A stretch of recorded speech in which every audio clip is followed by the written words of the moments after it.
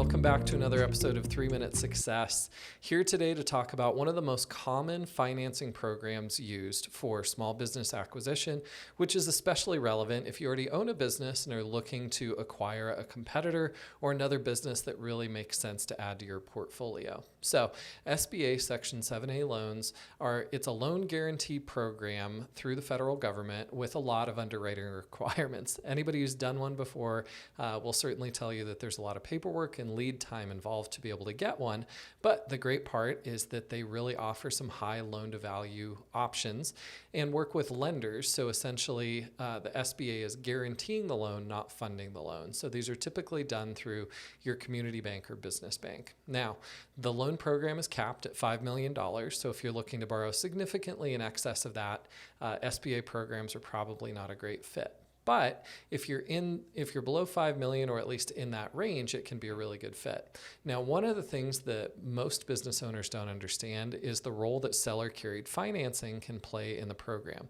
Now, SBA guarantees will only go up to 90% of the loan value. So if you're looking to use that full $5 million, the maximum that's going to be able to be guaranteed under the program is $4.5 million, meaning that you would need to come up with another $500,000 from personal financing, from other lending sources, or from a combination of personal finance and seller carried. Now, there is a 5% requirement that is equity that has to come directly from you as the borrower.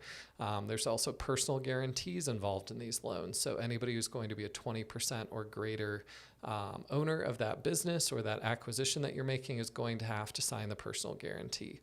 But you can use seller carried financing from the seller of the business to help cover that gap. So as long as you're meeting your 5% requirement, so back to our example of a $500,000 business, now you could be down to as little as $250,000 that you would need to kick in personally. And you could have the seller put a $250,000 seller carried note in as part of the transaction. Now for the seller, it's a tool that they can use, but it comes with some strings. One of those being that the note has to be on standby for the entire duration of the SBA loan until it's paid off, meaning that it's essentially in a subordinated debt position, meaning that the bank that the SBA is guaranteeing has to get paid back first before that seller can be paid back. So typically you're going to see these as a balloon payment that's due at the end of the program in 5 or 10 years. So in that case of the $250,000, you'd be able to pay interest payments to the lender on that seller carried note, but that $250,000 could not be paid off until the SBA loan is paid off. So something to think about if you're looking at acquisition as part of your business growth strategy, utilizing SBA funding, utilizing seller carried financing.